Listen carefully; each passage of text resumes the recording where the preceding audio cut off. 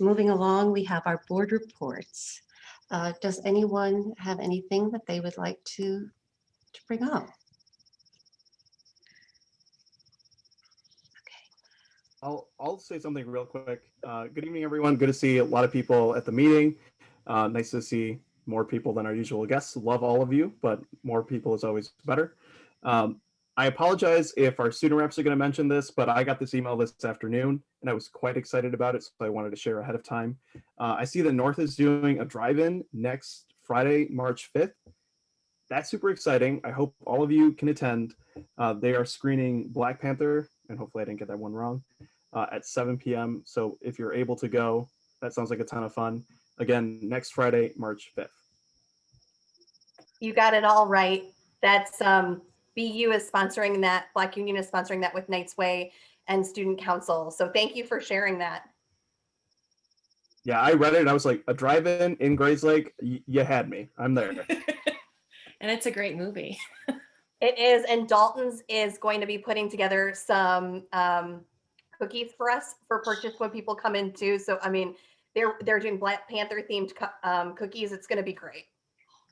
And then Dalton's too. Oh, awesome. Okay. All righty. Anyone else have anything? Well, on a much more somber note, I'd like to have a moment of silence. Our country passed a landmark this week with COVID, and we're just going to take a moment and acknowledge what happened. What's happened to all of us.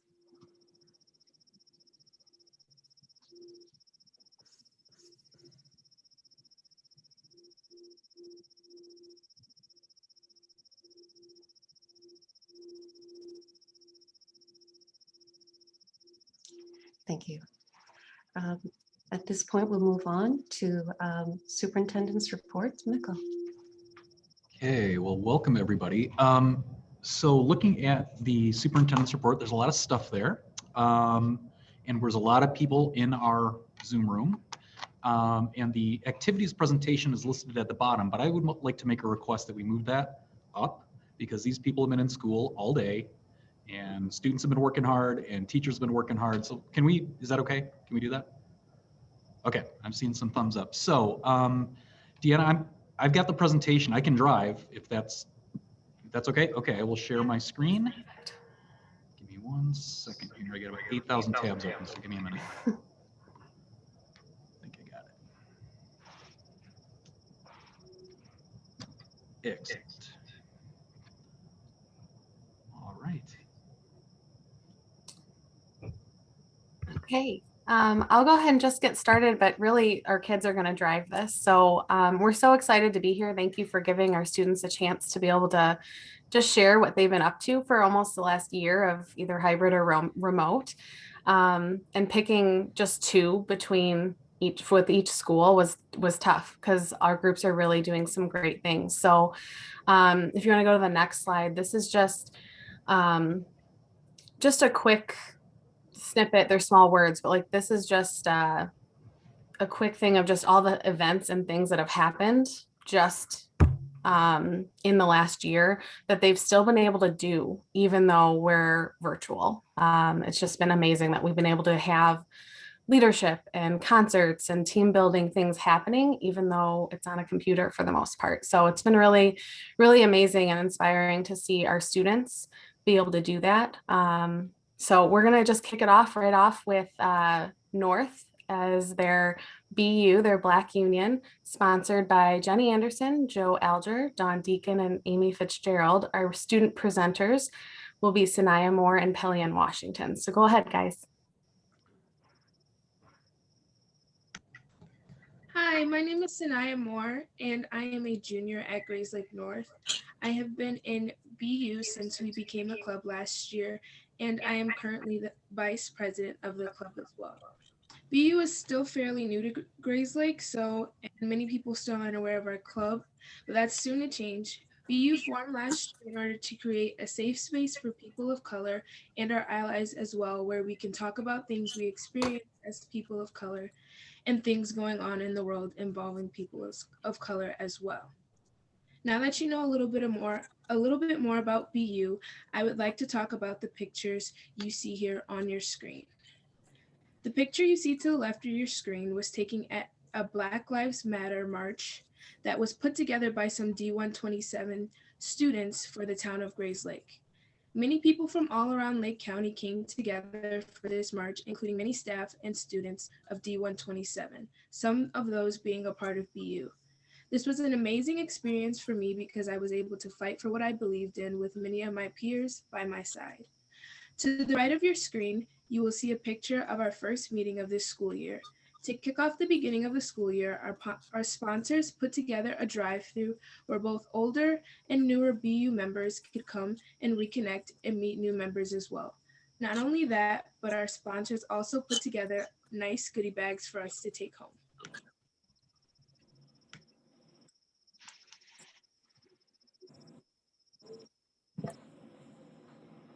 Next slide.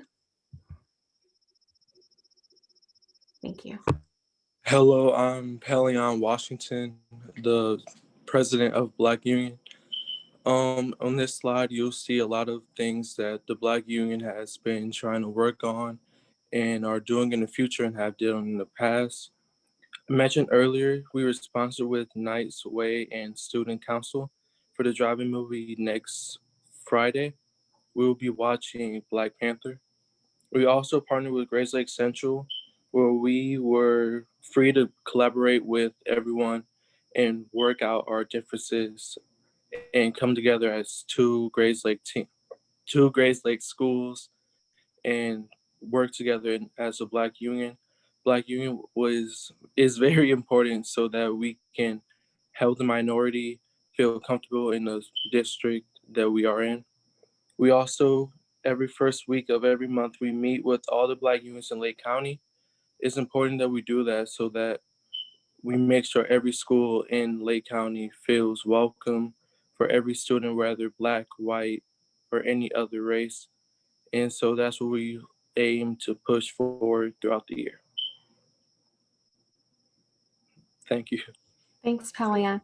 We can go to the next slide is our environmental club. This is sponsored by Bailey Ritter, and our student presenter is Noni Conlon. Hi, can everybody hear me okay? Sometimes I do have problems. Okay, perfect. So I'm one of the group leaders for Environmental Club. We do have our club mission, so we just wanted to start out the year with creating some statement that we would live the rest of the year throughout with. And we decided that our main club issues were going to be consumption and plastic pollution. So all the projects that we do, they surround one of these 2 points. Next slide, please. So our club is sort of run, we're split into 4 groups. People can be in one or more group and just get involved with whichever project they would like. So our first group is a bottle cap and cleanup group. So we are organizing a roadside cleanup, and there will be service hours available for people inside and outside of the club. And then while they're doing this cleanup, they will be collecting bottle caps and other pieces of garbage that they find useful in order to make an art piece. And we hope to display this somewhere, at least temporarily, in our school, just to sort of bring some awareness to our local plastic pollution and encourage being conscious of our consumption. And this is going to happen sometime in the spring, hopefully when the weather's better, but we'll see. And this is a nice way to be outside and be COVID safe. And then our next group is a composting group. So their goal is to encourage composting in our school and community. And they do a lot of researching and planning to hopefully incorporate more composting into our own school, whether that happens this spring or if we do some work over the summer, but at least we will get research and planning knocked out of the way. And then our last 2 groups, we do work together during meetings, but we do have separate assignments. So we have a government business group. So we research local environmental groups that either we want to promote or if we want to reach out and be like, hey, do you want to work with us? What do you do? We think you're cool. But we also do look into environmental news and environmental businesses, either to just discuss amongst ourselves and remind us what we're passionate about, or at least to share through, well, the main goal is to give to social media, which is the next group, to share and get people excited with what we're excited about. And then our social media group, they run our social media platform. So we have an Instagram and I believe a Twitter that will run soon. And this is to share information about our own projects or how to do our projects at people's homes, or just get excited about environmental findings that a club has discussed and wants to share. And then with that, I will hand it off to Bailey, who's going to talk about our partnership with Five Gyres. And this is a project that anybody, no matter what group you are, can get involved with. And I think it's pretty cool. Thank you so much, Noni, for that. Hi, everyone. My name is Bailey Ritter, and I'm the environmental club sponsor, like Mrs. Rep said. We're really excited about our partnership with the Five Gyres Research Institute. If you've heard about the plastic smog in the ocean, or the plastic island the size of Texas, that's this group. That's Five Gyres. They sailed out to this plastic island and really came up with the first kind of number that scientists know how much plastic is sitting on our Earth. And so to get to work with them is really great. Right now, they're undergoing the largest, most comprehensive research on plastic that's ever been done.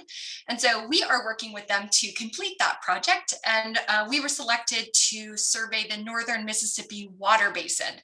And so our students, by the end of this project, will both have a research credit in their name, a publication, but also know the top 5 polluters here in Lake County, which is really cool. So they'll get to use and actually take the data that they collected and hopefully make some change here in our local community with it. So you guys are all really cool. I love all of the other projects you guys are doing. So we're really thankful to be a part of this special session.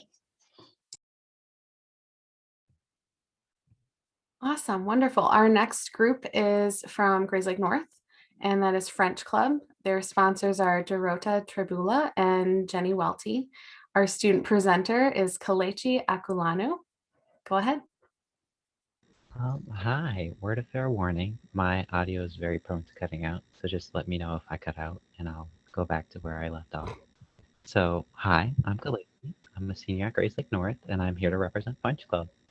French Club at North has been a blast this year for remote learners and hybrid kids alike. So far this year, we've done a virtual scavenger hunt with our supervisors mailing the prizes to our winners' home. We lost you.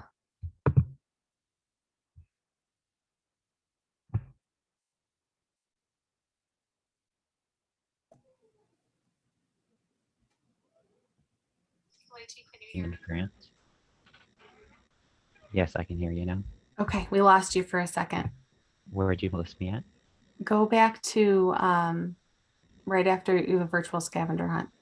Okie doke. So we had the virtual scavenger hunt where our supervisors mailed the prizes to the winners' homes.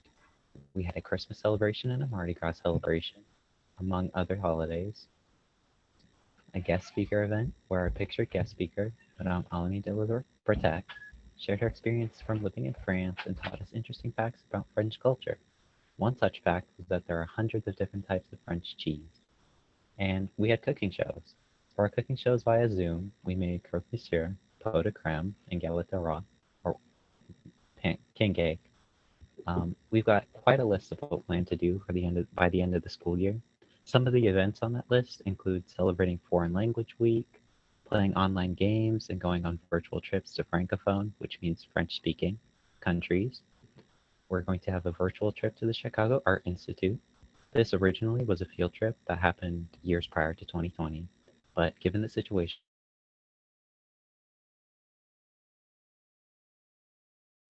One more time, Kalechi, you broke out.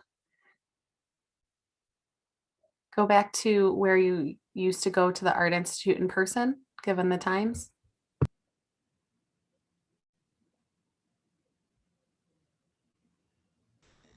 next slide, please. On this slide, I've included pictures from our Zoom cooking shows and the aftermath. These shows, they work very well with families, as everyone and anyone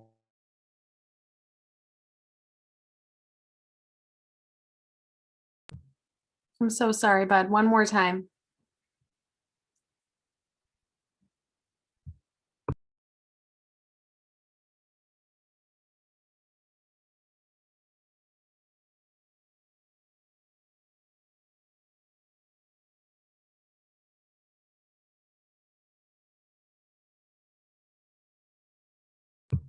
Ms. Welty, do you want to just add anything at the end about the photos?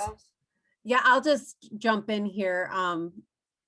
Kalechi it's much better to listen to him, but just because of the audio here, I'll just jump in and say, we were trying to get something that we could, still get together, and we all love cooking. And of course, French culture is, sort of known for cooking. And what's really fun about these little Zoom shows is my whole family participates. So my husband is more of a chef than I am. So he sets up this whole like little camera on the stove and he shows them all the different steps. And then Madame Ami de la Bretèque had one whole cooking show where she had everything set up.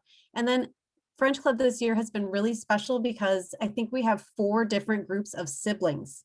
So we have the 2 girls here, Maggie and Emma, and then we have 2 other groups of siblings, and then Kalechi and his younger brother are also part of French Club. So we've sort of hit a whole new level of exploring French culture, and it's been something that's been really, really nice. And Kalechi has been a member of our club for 4 years, an outstanding member, and somebody who we can always count on to be there to celebrate with us, to do anything that we ever needed to do. So we're hoping little brother will pick up the reins when he graduates. Awesome, thank you. We can go to the next slide. Our last group to present is from Grayslake Central, Student Council run by Laura Safari and Lauren Brownstone, and our student presenter will be Megan Shrimp. Hi, I'm Megan, and I'm the Secretary of Central Student Council. And our first event of the year was the drive-in movie. And it was great to see people in person after so long away and to get events up and running. And we watched Ferris Bueller's Day Off. We also passed out bags of snacks, and it was a really great way to have fun, socially distant. And we wanted to build off the success of this event for the year to come. And as you can see, there's pictures of people in their cars, just having fun and watching the movie. Next slide, please. Our next event was Ramley Week, and it wasn't a replacement for Homecoming Week, but potentially a new tradition that we can have in the future. There were events in person, and there were also options to participate remotely if you could not be there in person. An example of this was we did Chalk the Lot, where different activities and teams came and drew all over the lot. And if you couldn't come to that, you could decorate your door. And we also had spirit days throughout the week. At the end of the week, we had an assembly that we played out kind of similarly to our drive-in, where we had a screen and we showed the assembly on the screen. And there was in the assembly, there was a dance that the sports teams made. There was a teacher dance and also a video of all the highlights of the week. And we saw great success, and it was a really fun week. Next slide, please.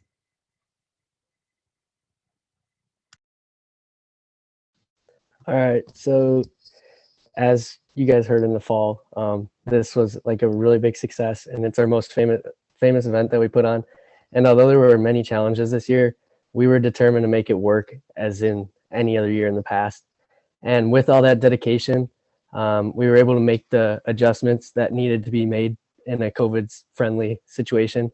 And just to point out, those pictures are not from this year. We were not that close. So yeah, just putting that out there. But we were still able to drop off flyers with the link for the donation. And we had a lot of support from the Grayslake community. We ended up raising enough money to provide $200 in food gift cards to 31 families in our community. And we were still able to donate $4,000 to Avon Food Pantry this year. Awesome. Keegan, I didn't see that you were on. I'm so sorry. I would have introduced you. Keegan. Awesome. Next slide, please. And you can go to the next slide from there. So this is just a small glimpse of what our clubs have been able to do. These 4 are just the tip of it. These guys have been amazing. And just to be here willing to present in front of you all, thank you guys so much.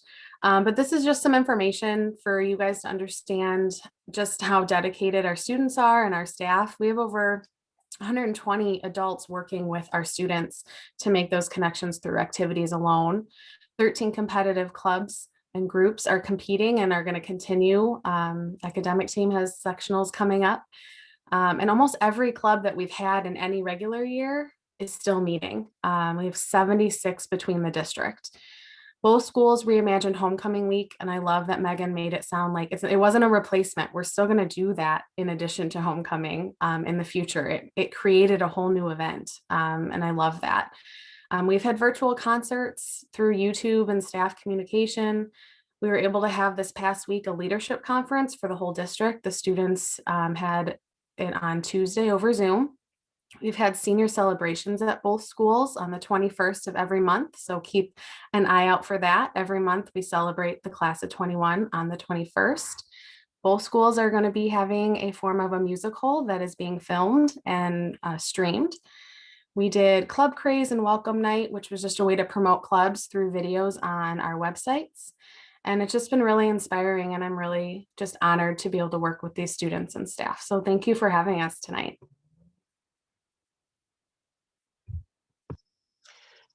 Thank you so much. This is outstanding. Board members, do you have any questions? Or there's a lot of information. Thank you for being here and spending a few minutes of your time with us. Madame Welty, bonjour, merci à tous for all of your work and for everyone for just being phenomenal people and for doing what you do. Well, I can't say any better than that. Thank you so much. And for all our student presenters, you guys were fantastic. And thank you for coming. I hope you come back soon to see us again and keep us informed of all the great things that you're doing. It's been very difficult times, but you guys are pulling through and creating new traditions. And you're going to have some incredible memories from all of this about the great work that you've done. And your teachers and sponsors are just wonderful. I'm so grateful to all of you. We all are. Yeah. Thank you. This is all it's always inspiring to see what students are doing. And this is absolutely it. So thank you so much. And the presenters were outstanding. Thank you. So it's a great job.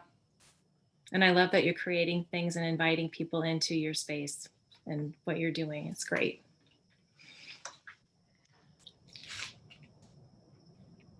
Yeah, I would just say if I can jump in, I mean, that was one of the best student presentations I've seen to the board. You guys just did a great job. And hey, Kellyanne, good to see you. I haven't seen you since last year. And Miss Rep, you don't need, Keegan needs no introduction. He's one of our student board members. So glad That's he's true. here. I also wanted to say this is the first year that Miss Rep is doing activities for both campuses. So she's doing a really fine job as well. It's a lot, there's a lot going on. So there's a lot for her to deal with. So thanks very much for doing that. And Kalichi, I don't know if you've thought about going into radio or audiobooks or anything. I mean, your voice is just like maybe in French too. I don't know, but just really nice job. You all did great. But just a thought, just think about it. So use it. Yeah, Mikkel has a thing for radio voices. I think he wanted to be a radio announcer himself. Probably. Yeah, I can see. I may get a face for it. So, but My no, seriously, you guys father-in-law did was a great. sports announcer. So there you go. You just go for it. Thank you. Great. Thank you, guys.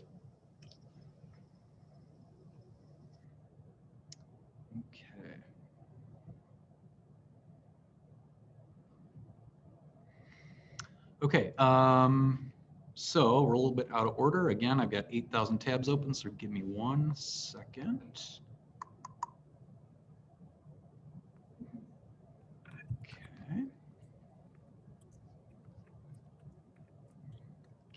Getting there. Yes, sponsors and students can log off if you'd like. Thank you. Yeah. Thank you for being here. We don't want to keep you any longer. You're more than welcome to stay, but you don't need to. Everybody, thank you. Thank you, everybody. Thanks so much. Merci tout le monde. Au revoir. Merci, madame. Au revoir. Merci. Good to see you. Good to see you too. Okay, so into the superintendent's report. So back up at the top, I do want to start with one big shout out to our Grays Lake North Student Services Department. They were notified this week that their application for RAMP, which is the Recognized ASCA Model Program, was accepted, and they are RAMP certified. Grays Lake Central, they're working on it. That's in process. But this is a massive, massive project, and it's well over a year. I think probably closer to 2 years they've been working on this. It is just a lot of self-reflection, examining the program, data analysis. That's a part of that application. So it is a big thing. It is a big deal. So we're extremely proud of them, and Grays Lake Central is not far behind, but just a big shout out to them. It's a huge accomplishment, and I think it just shows, again, in our district how our student services programs really, are doing amazing work for kids, and now they proved it. So great job to them. All right. Well, since we haven't talked about COVID in a while, I thought I would give a little bit of a COVID update, but in particular, I want to go through some of the new CDC guidelines, which have gotten a little bit of publicity. I just want to go through kind of what our reading is, kind of where we're at, COVID-wise in general, and what our next steps might be. So, first of all, what do these CDC guidelines say? I think there has been a little bit of a misinterpretation of these guidelines when they came out about 2 weeks ago. Initially, what I think a lot of people saw, maybe a headline in the news or a tweet or something like that, and they saw, oh, new CDC guidelines say that everybody can come back, full-time in-person learning, no social distancing, it's all over, COVID's done, we're back. That's not the case. That's not at all what they say. What they say is every school can bring in students in some capacity, whether it's full or hybrid, regardless of the level of viral spread in the community. Again, they don't say that every school can now fully open without mitigation. That's not the case. But what they do say is every school can do something with proper mitigation. They're not requirements.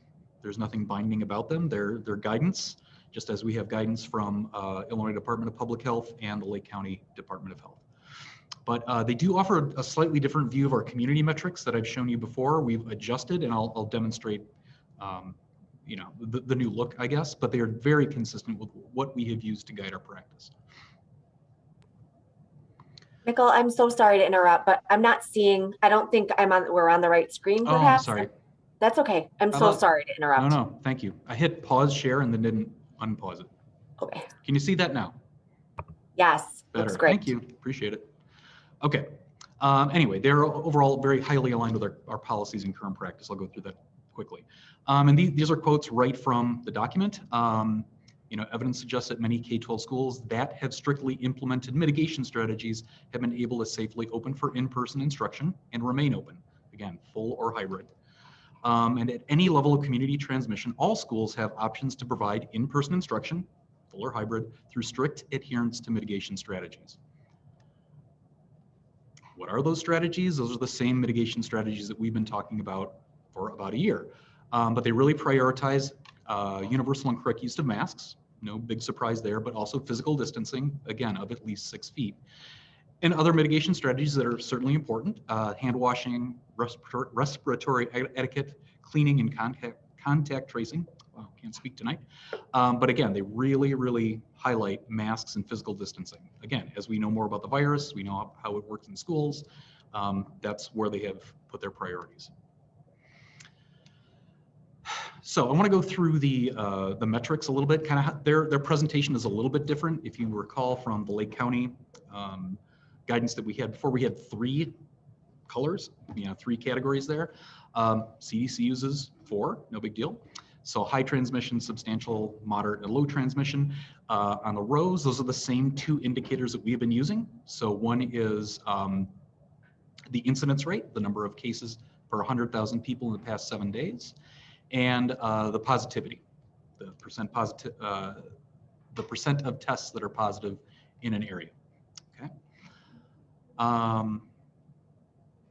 I'll go into where we're actually at right now, but just to show you where our data is coming from, it's all on our data site.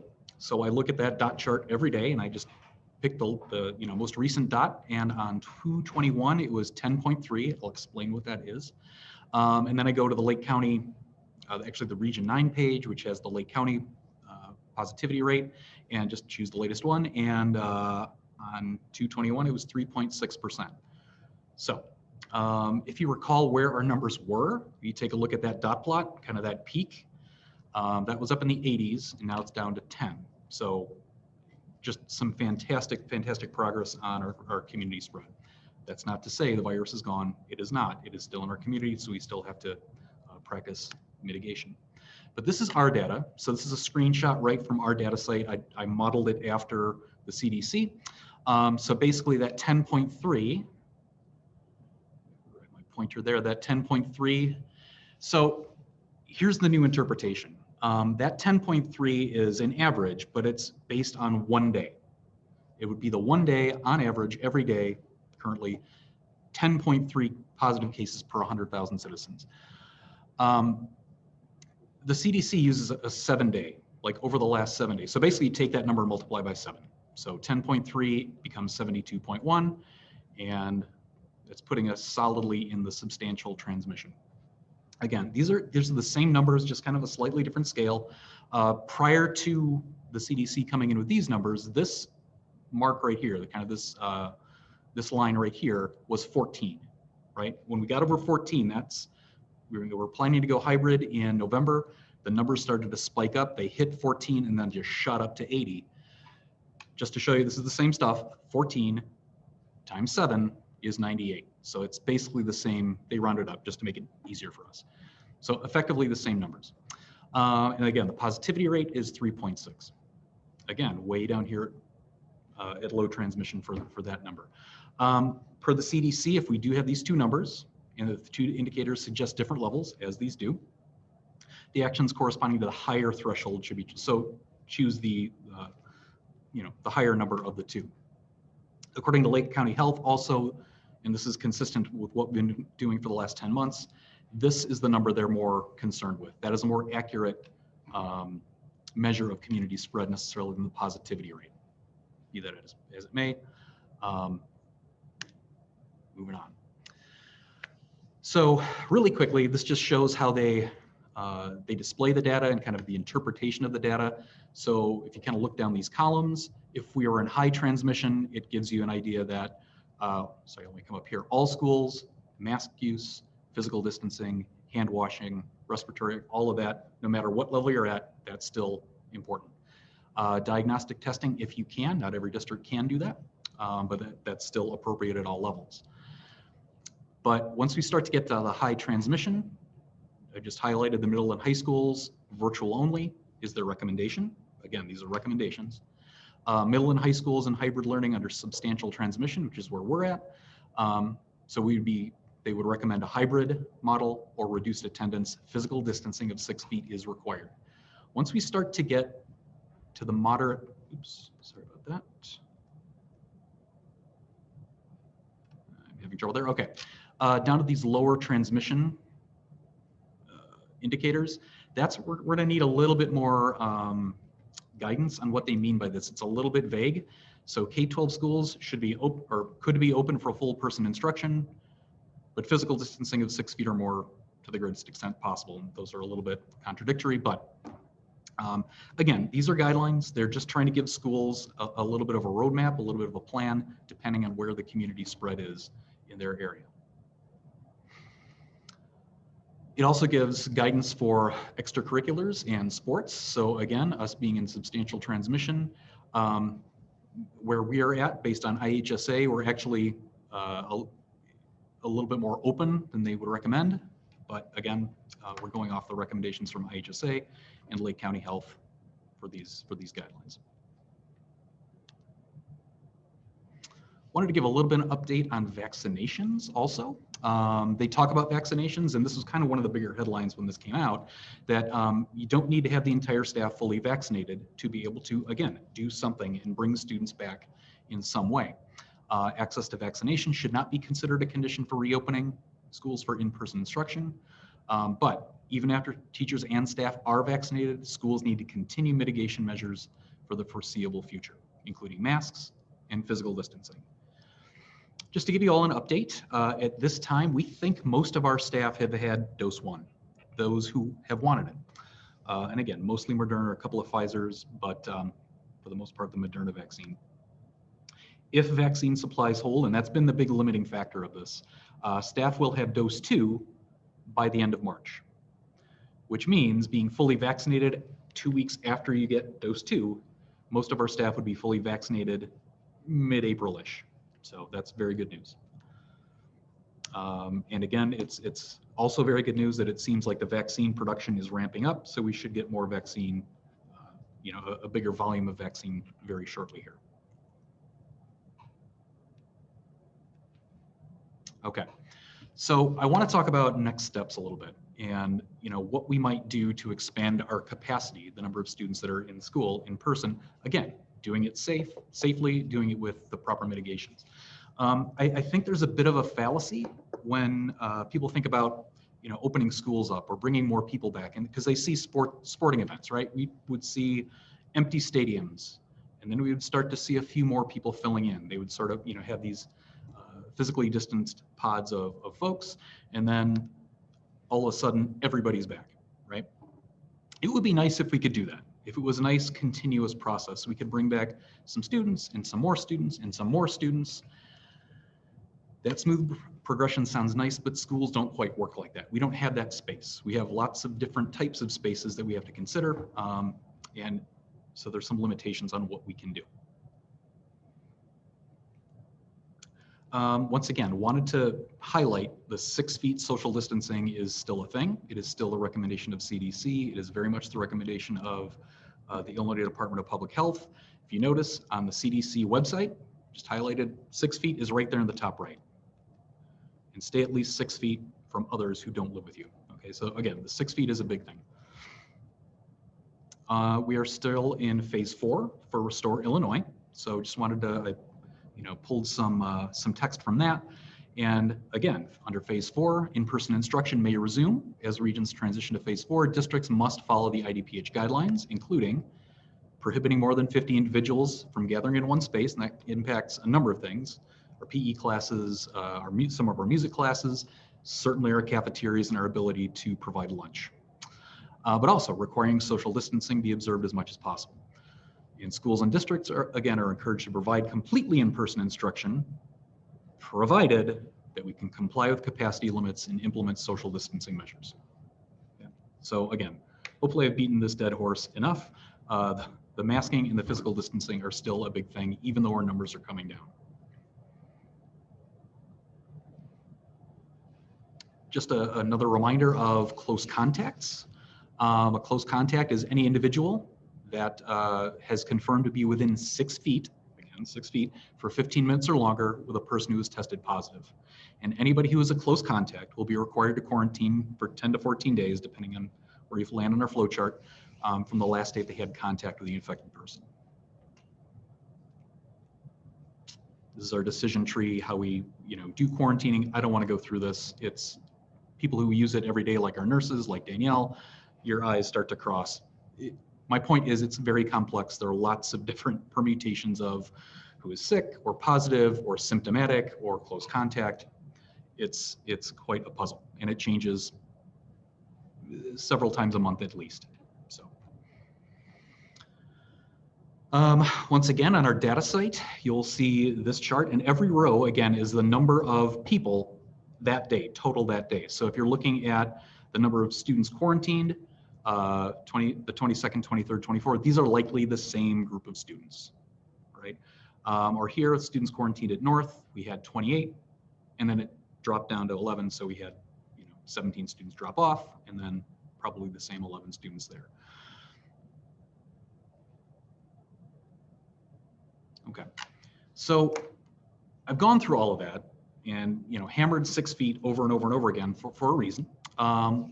Again, I think there was a misconception about these guidelines that people took it to mean that everybody can come back no matter what. It's, we're all done, it's fine, everybody's fine. So here's actually one of our classrooms at North, and that is the current setup, and it's 6 foot physical distancing. I actually measured it out. It's very handy. Our floor tiles are a foot by a foot, very helpful. But that is our current setup. That is our current safe physical distancing setup. For the sake of argument, I brought back a number of desks, and it's 3 to 4 feet physical distancing. That's actually about as close as you can get. Otherwise, you can't move up and down the rows. You can't move throughout the room. But effectively, that's a normal classroom. That would be full person, fully in-person learning if we use that setup. So, knowing what we know about the virus, knowing what we know about quarantining, let's say, for example, somebody comes up positive, and this has happened. This has happened where a student has been in our classrooms, and we later find out the student tests positive for COVID, right? With that 6 feet of physical distancing, none of those desks are within 6 feet. So when we do our contact tracing, none of the students that might be in those desks would have to quarantine. By contrast, if we have a student roughly in the same part of the room, I did measure all of these off, all of those students in all of those desks would be close contacts, right? So again, that's a big reason why we are still sticking with physical distancing. But of course we know in high schools, it's not just one period that a student would go to, right? Oh, excuse me. So in that case, we would have one student in quarantine for 10 to 14 days. In this case, we've got 8 additional students, all of the students surrounding the positive student for 10 to 14 days. As I said, as we know, students are not in one period per day. That student would be in period 1, period 2, period 3, period 4, 5, 6, 7, 8. In this very oversimplified example, we could have 64 additional students in quarantine for 10 to 14 days, not to mention adults and teachers and things like that. But 64 additional students in quarantine for 10 to 14 days, and that's just on day 1. We have had students, again, who are in hybrid, doing everything they're supposed to be doing. Later on, maybe they go to a doctor's appointment or something like that, get a COVID test and find out they tested positive. That student would quarantine, of course, but that student could have been in school for 2 days, right? And could have, all of these other students might have to quarantine just because they are close contacts. And that's best case scenario. Of course, we don't want that student to infect anybody else and cause other problems. So when we're talking about coming back full time, the reduction of physical distancing, that we can't get away from that. All right, the physical distancing. If we're going to come back full time, we would have to, something would have to be, new guidance would have to come out about 6 feet, and it would be okay to reduce the number of feet that, reduce the physical distancing requirements. So again, per the CDC, IDPH, and LCD, Lake County Department of Health, physical distancing should be maximized to the greatest extent possible. That greatest extent possible has caused a little bit of confusion as well. So some people interpret that 6 feet to the greatest extent possible, but we want all our kids back, so it's not possible, so forget it. That's not the correct interpretation.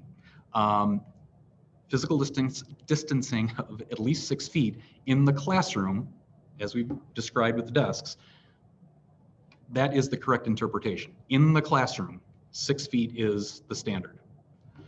When we're out in the hallways, that's to the greatest extent possible. Those are some areas where it's harder to keep people away 6 feet, or in the bathrooms or things like that. We do the best we can, but we know, sometimes students will walk down the hall side by side, things like that. But again, within the classroom, that's the most important thing, mitigation as far as 6 feet. Again, does not mean that all in-class physical distance can be cut to 3 feet or 4 feet or what have you, to the greatest extent possible for the hallways and bathrooms. With our current setup, COVID positive students who have been in our buildings have not sent their classmates or teachers into quarantine. We've sent out letters just to let people know, hey, we have found out there was a student who has tested positive. Families, if your child is a close contact, we will let you know once we do the contact tracing, but we have not had to shut entire rooms down. We have not had to shut the school down. We have not had what the health department would call an outbreak by any means.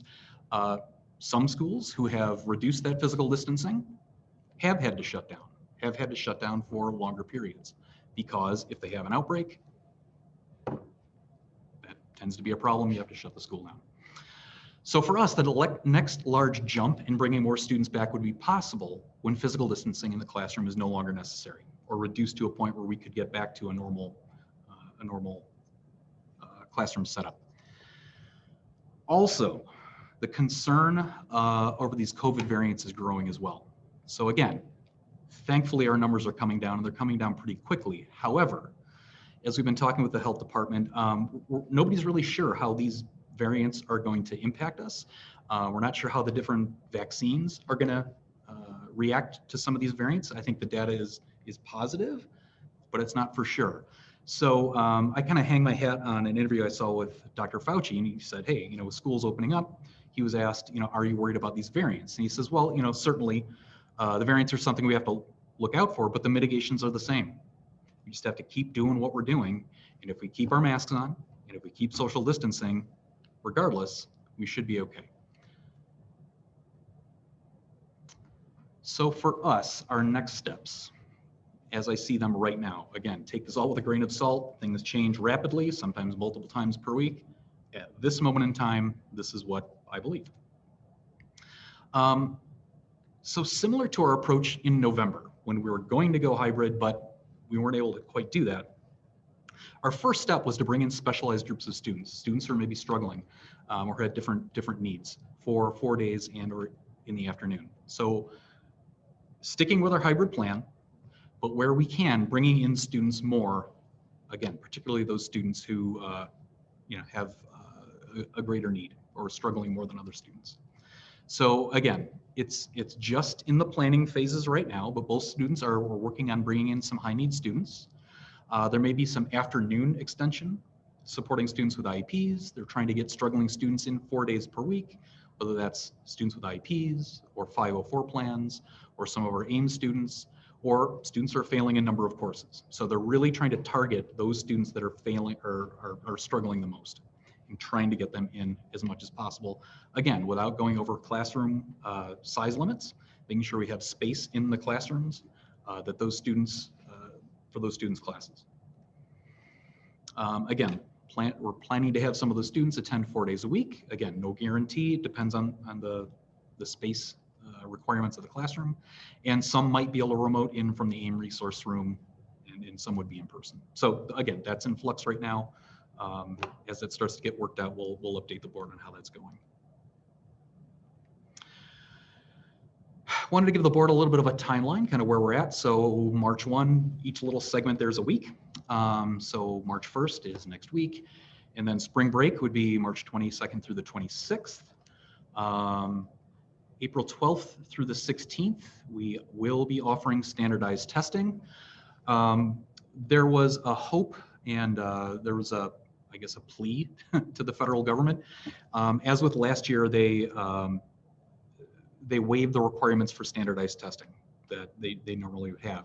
So we tried to get that same the waiver here with COVID, the uncertainty with COVID and all of that.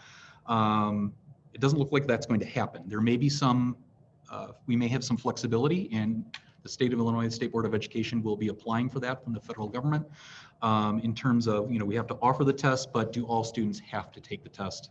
Again, that's in flux right now. But that week of April 12th, we've got the PSAT, we've got the SAT, we've got the Illinois Science Assessment, access testing. Tracy, is there anything I've forgotten there?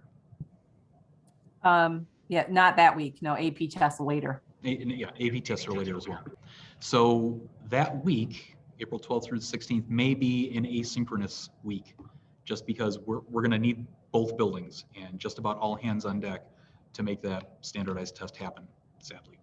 So again, moving toward the end of the year, we're a lot closer than, it's coming quickly, let's put it that way. So May 18th through the 28th will be AP testing. And again, that's kind of in flux a little bit too. And Tracy, I think it could be, AP testing might be done virtually or yeah, remotely. Sorry. Advanced placements built in some flexibility this year. There's 3 testing windows where there's normally just the one. And so they're giving some flexibility around whether you do it paper pencil mandated in the building or whether you do some of these tests virtually. And they've built in 3 different testing windows. different testing windows provide different kinds of flexibility. It actually extends into June, the third testing window. So we are in the midst of going test by test and making some decisions. There's a few that have to be held in person. The language exams primarily have to be held in person at the school, but the others will have some flexibility. So we are working through all the options available to us for AP testing.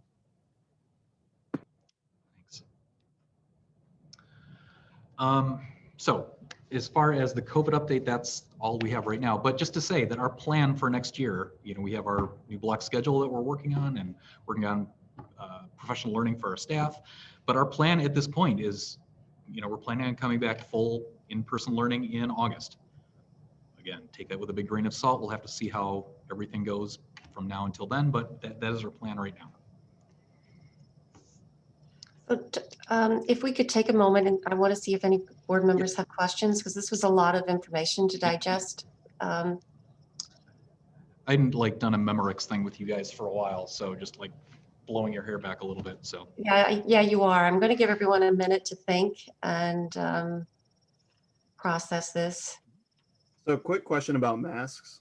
Yes. I know in a similar interview with Dr. Fauci, he's began encouraging people to double mask, to wear the reusable mask beneath a cloth mask. Right. Is that language that we're telling our staff to do the same?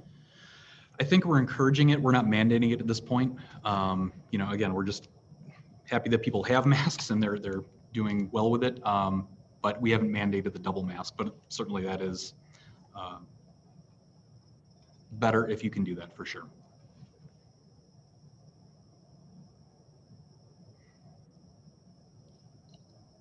Mikkel, how many students, you said it was around about 60% of students that came back this time around?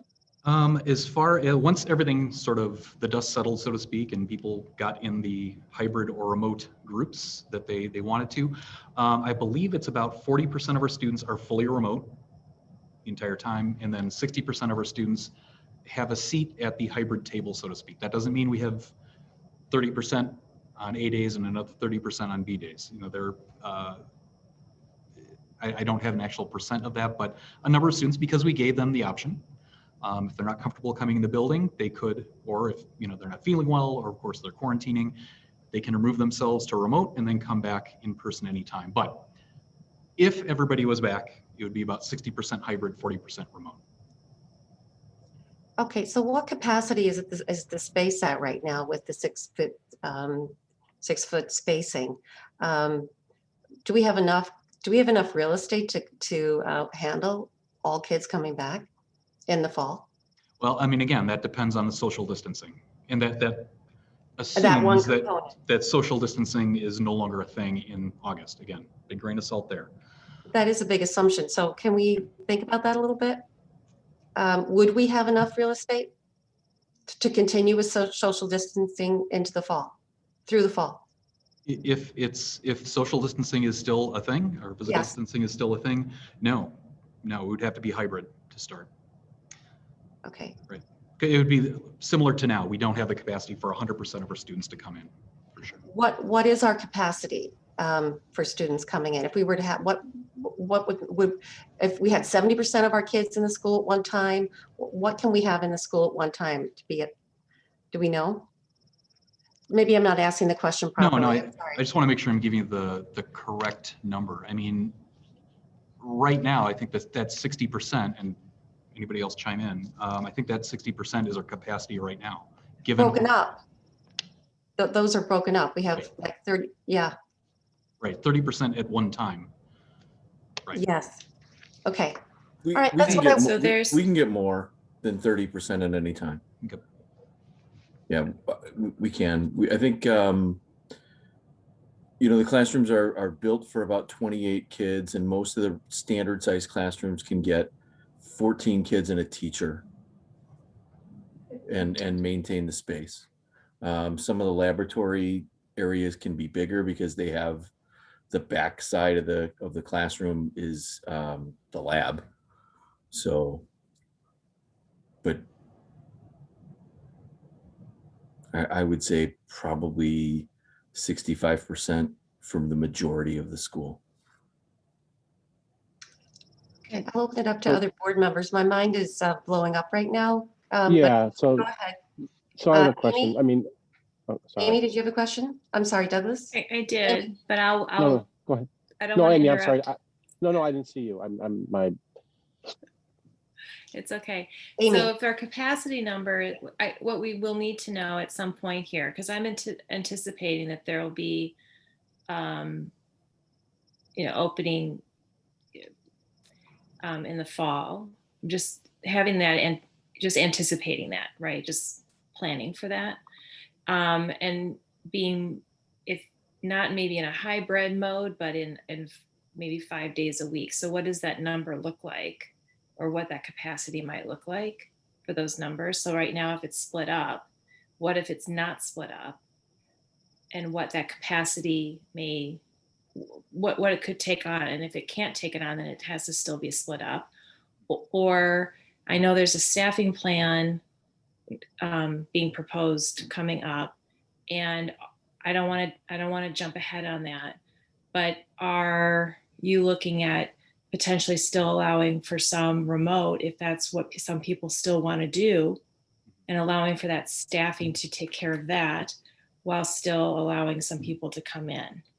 Right. We are planning for, again, this has been a crazy year. I know. I don't think we would want to do what we're doing right now in perpetuity. I understand. But right. Our teachers and the system, everybody in the system, including our teachers, are learning some really valuable teaching tools, right? And I think what we want to plan, and Tracy, I'll set you up for this in case I say anything wrong. I think we are planning for some potentially remote only sections. Mm-hmm. So if there are some students in certain, high need classes, for whatever reason, that are able to, that need to take that class remotely, we're looking at carving those sections out and having teachers that are dedicated to teaching those sections. Did I say that right, Tracy? Yeah, so we'd be looking at, yes, we'd be looking at carving out remote only sections so teachers aren't having to do that split, some in front of you, some not, which is really, really hard for all involved. So yes, we are looking at, especially courses, the easiest place to do that across our entire course curriculum are those where we have multiple sections of a course.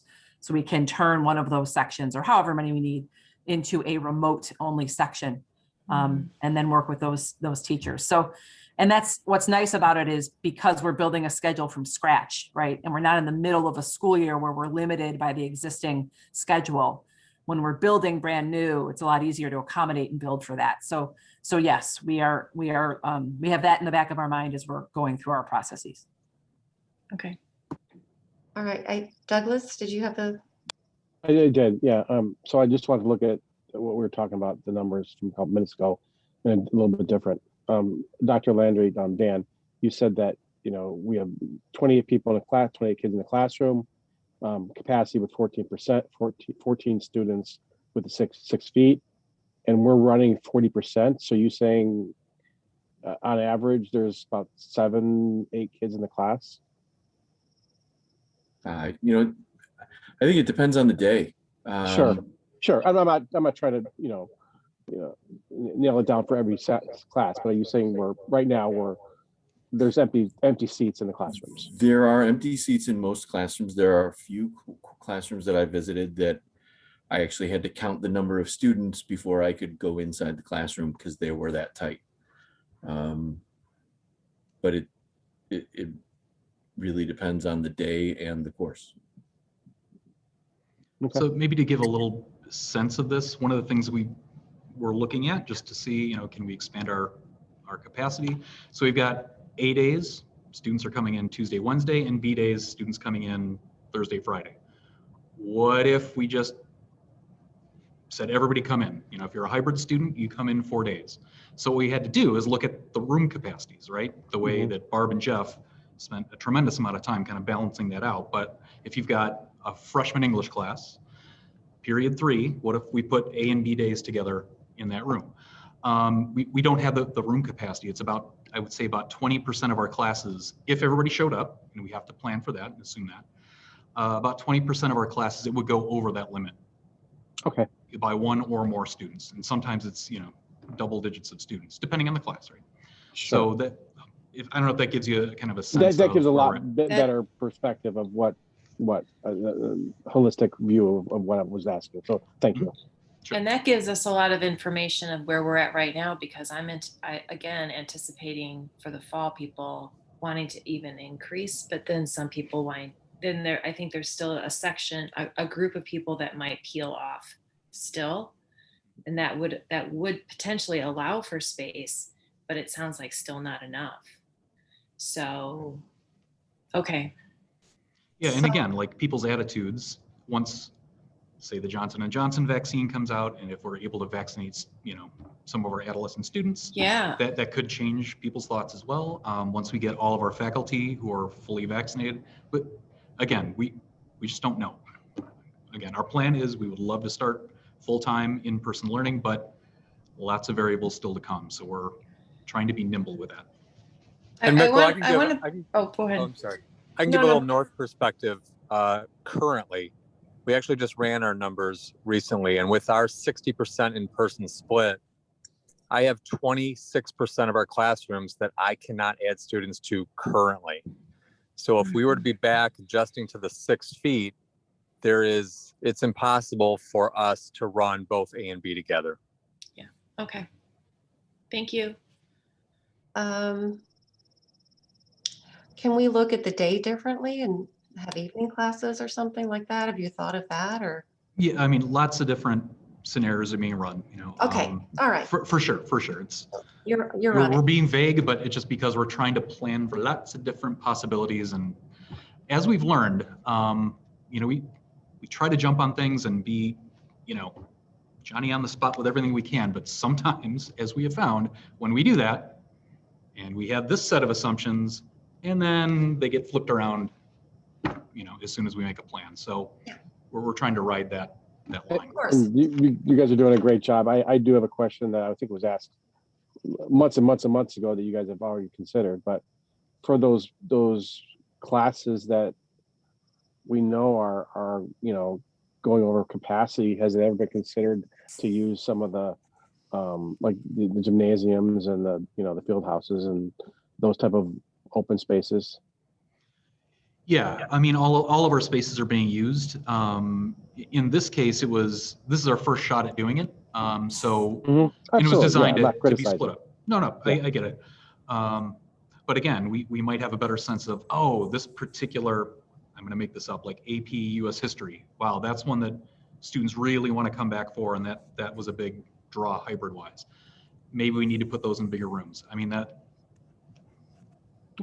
that's a possibility. But again, we're going to have to learn as we go. Okay. All right. I'm done. Are there any other board member questions?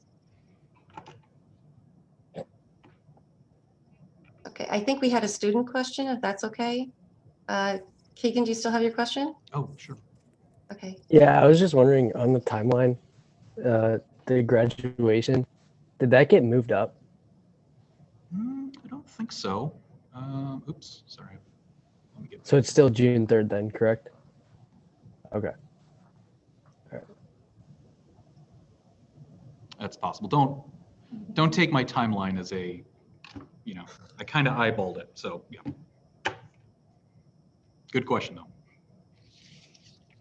Okay. Anyone else have a new question, new round? Okay. All right. Thank you so much, everyone. We're all concerned, and you guys are on it. And you're basically these are questions that are on our minds, and we thank you for giving us as much information as you can. We know it's challenging. Yeah, no, appreciate it. And again, all ideas are welcome, but yep, we'll see what happens in the next couple of months here. So, okay, wanted to jump onto district goals really quick, just to give you an update, sort of where we're at. Again, district goal 1 was to ensure academic support for all students. Oops.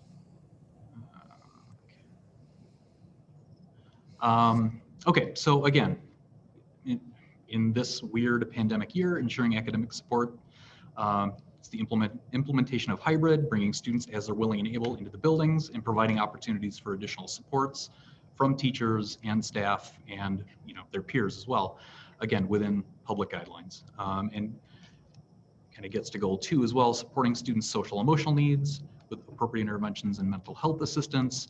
So we talked a little bit about the hybrid model to bring, again, students as are willing and able to interact with our adults, providing opportunities for supports from our student services teams, our ASCA RAMP certified student services teams within public health guidelines, but also bringing in some of the students that are struggling. This gets back to goal 1, bringing our struggling students as we can, bringing them in more to interact with our teachers.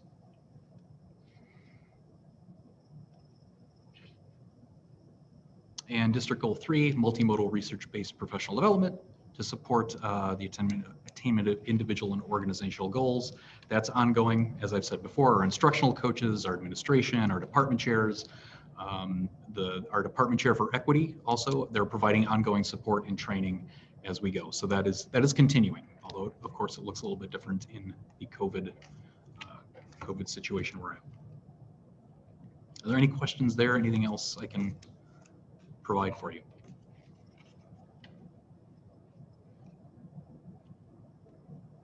Okay. Sorry, that will be later on in the agenda. So I think use some tab management here. Our FOIA requests? Yes, sorry. Yes, we did have 2 FOIA requests that were fulfilled. Okay. And then the next would be our activities presentation, which of course we did at the start. And if there are no questions, that would be the end of my report.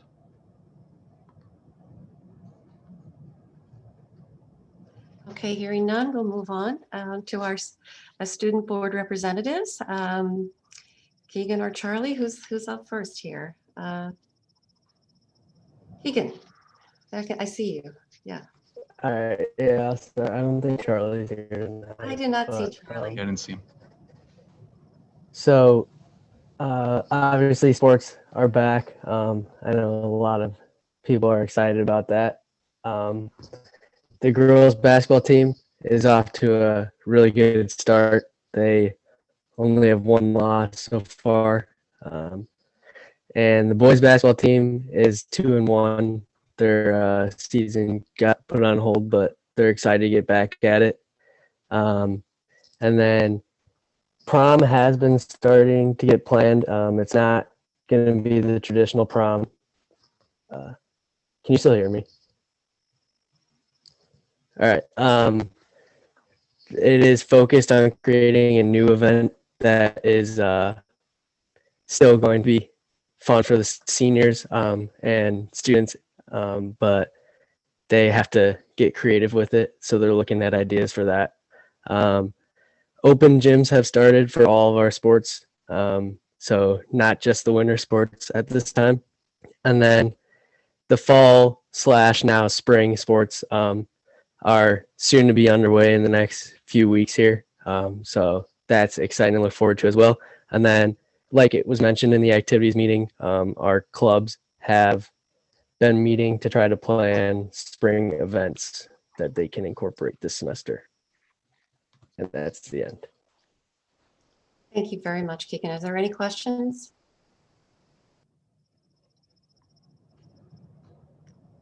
Thank you for everything you guys are doing. You're making the school alive during this time and keeping everybody moving forward. And we're very appreciative of all the work that you're doing. Tell Charlie to show up next month. He was here earlier, but Jenny gave him an out and he took it. I don't blame him. Okay, we're going to move on. Public participation. And at this point, we're going to open our board meeting up to public participation. Each participant has 3 minutes to speak. We ask that they share their name with us so that we can get back to them. And at this point, Mikkel, do we have any participants? I do not see anybody from the public, but if somebody is out there, please speak up. But I do not believe there's anybody from the public to speak.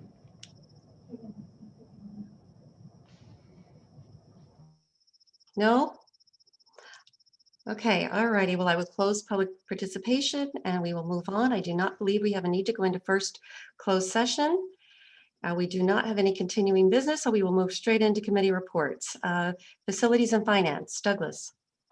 Yes, for February 11th, we had a meeting. I unfortunately wasn't there, but I got a brief.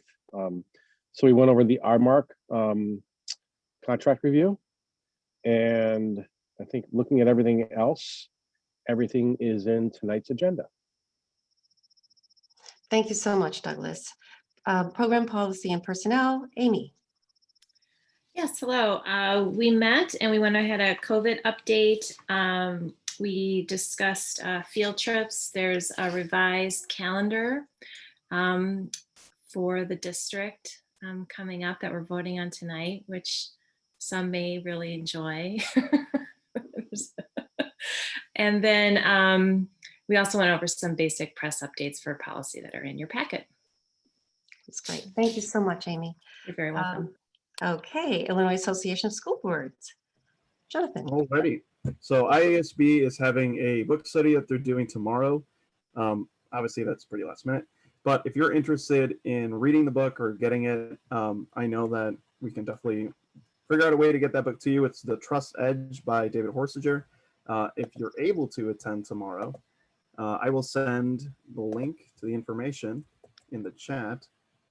But they're having a Q&A with the author.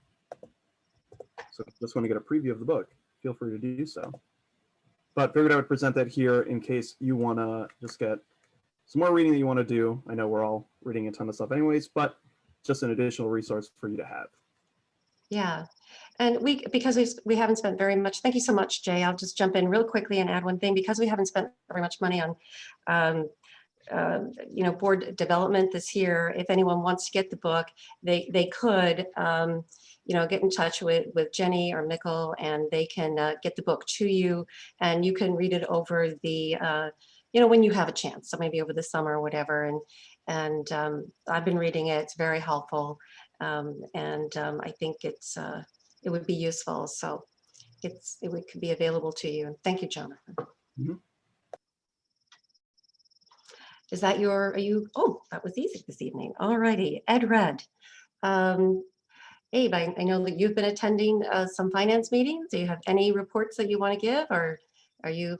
Yeah, sure. The finance committee has been really focused in on, I'm sorry, am I still here? My screen, yes, it flipped. Okay, I'm still here. The finance committee is really focused in on some legislative initiatives behind property tax transparency. So any objections that are filed, there are a couple of bills that the committee is behind requiring greater transparency. And that's a word that I think we can all get behind, greater transparency as it relates to property tax objections. So I'm very excited about that. Great. Thank you. I attended that meeting as well. And it's a new group for me to be a part of. And I think it'll take a while to get in the swim with them. But they're certainly trying to push some ideas ahead. And so we appreciate that. I don't know if any other board members got to go to any of the other EdRed events. Nope. Okay. All righty. Well, we'll close that then. So we're going to move on to new business. Item 13. Did Hal Sloan have a report? Oh, Hal, I'm so sorry. I jumped over Hal here. Oh, with CDOL. Not a whole lot as usual. Everything seems to be flowing in the hybrid method. They're fully staffed and they're rolling along, doing the best they can with the situation as it is. And I haven't heard much about negative feedback, so I'm thinking that no news is good news kind of thing. So that's really about it. Thank you so much, Hal, and I apologize, and thank you, Amy, for keeping me on track. Okay, now we're going to move ahead. Okay, to new business. Item 13, recommendation to approve the 2021-2022 school budget preparation. Board action is requested. Douglas. Yes, I move the Board of Education approve. I'm sorry. I'm sorry. I'll start again. I move the Board of Education approve Mr. decisions to start preparations for the 2021-22 school budget as discussed and recommended by the F&F committee. Thank you. I need a second. Second. Thank you. Is there any discussion? Roll call vote, please, Jenny. Mrs. Conlon Wassick, Yes. Mrs. Knutson Strack, Yes. Mr. Nergy, Yes. Mr. Reynoso, Yes. Mr. Sloan, Yes. Ms. Westfall. Yes.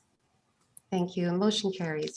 13B, recommendation to approve the resolution transferring funds from the educational fund to the bond and interest fund of the district and abating a portion of the taxes heretofore levied for the year 2020 to pay debt services on the school building bonds series 2002 of the district. A board action is requested. Douglas. Thank you. I move the Board of Education approve the recommendation to approve the resolution transferring funds from the educational fund to the bond and interest fund of the district and abating a portion of the taxes herefore levied for the year 2020 to pay debt service on the school building bonds, series 2002 of the district as discussed and recommended by the F&F committee. Thank you. I need a second. Second. Thank you. Is there any discussion? Roll call vote, please, Jenny. Mrs. Knutson Strack, Yes. Mr. Nergy, Yes. Mr. Reynoso, Yes.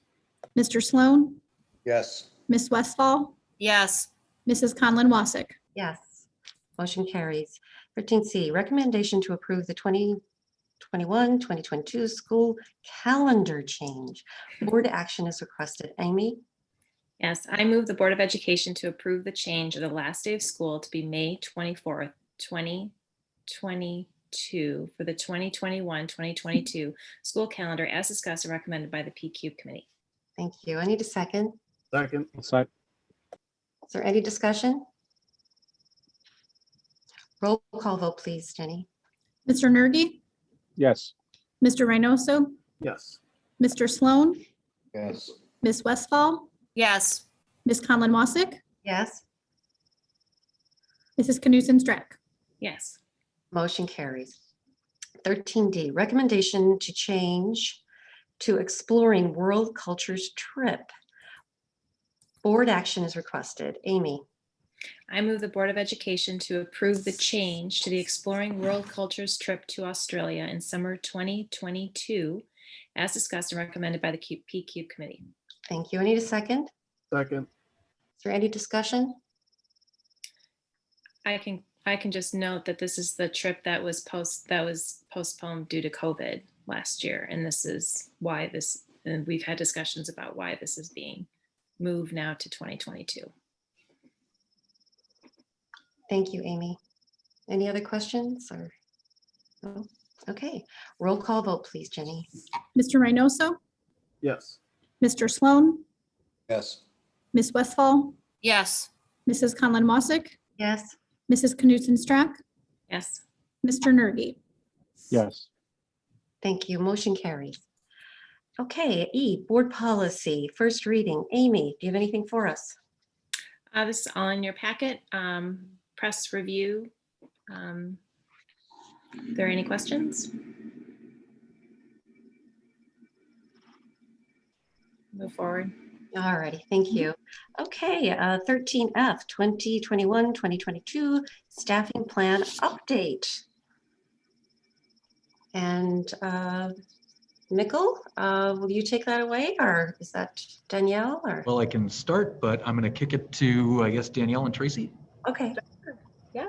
So since we last spoke, we have been sharpening our pencils, right, towards the completion of our work to staff for the 2021-2022 school year. So as I always begin, hats off to the staffing team, Dan Landry, Jim Rasco, Jeff Shagrin, Barb Georges, Dr. Tracy Landry, Mark Kettering, and myself. We joke that we spent about 80 hours together in February, and we love every minute, don't we, team? We love it. But we engage in really wonderful conversations focused on students, their supports, what they need, their offerings, right? Thinking outside of the box when we can.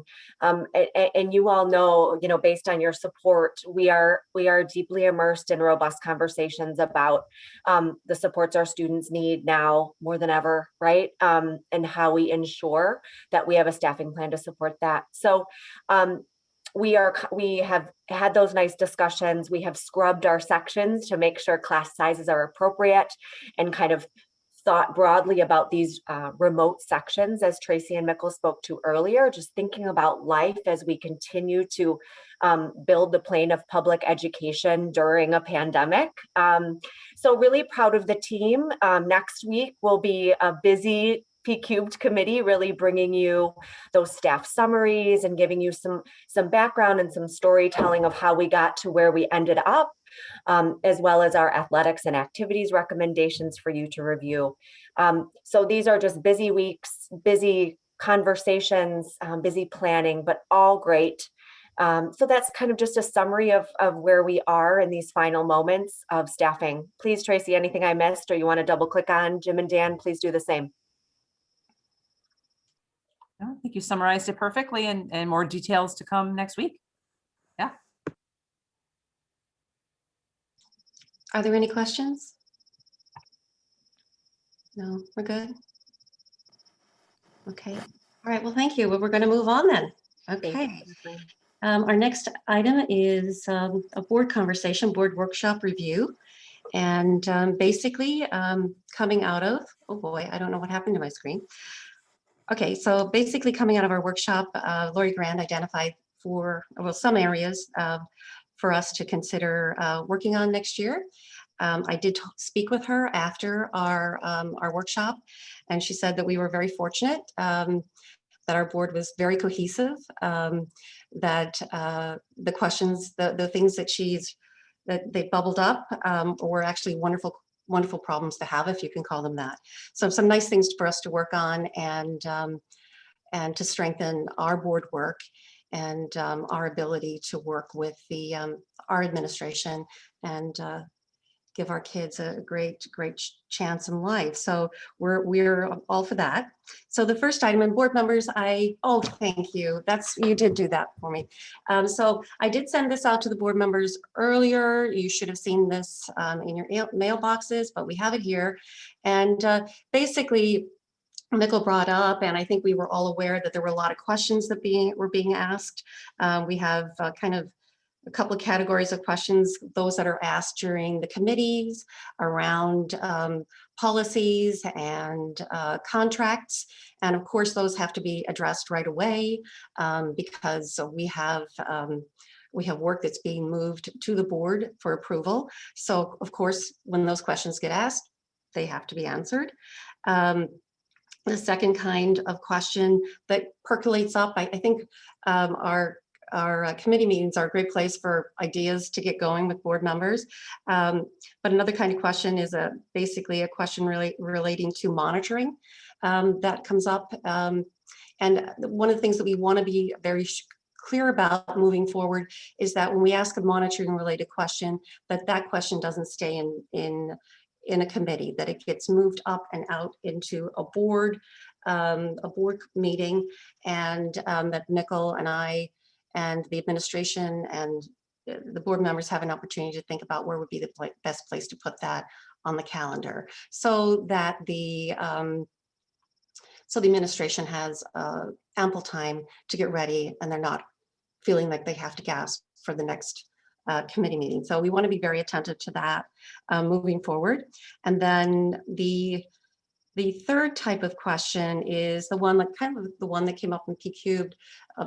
I think it was in January, Jay asked it, was about, broadcasting our meetings after COVID, and could we do that? And really that's something, again, that came out to our board meeting earlier this month. We had a wonderful conversation and we had an opportunity to speak with one voice and give Mikkel some direction. So those are the kinds of questions that come up. I have spoken to Mikkel and to Douglas and Amy, and I think a few board members, and we've all agreed that the board members, and particularly the committee chairs, are going to be very attentive to where we get those questions answered, and they don't go automatically to the administrators. Okay, so we're going to filter them a little bit in the future. Are there any thoughts around that?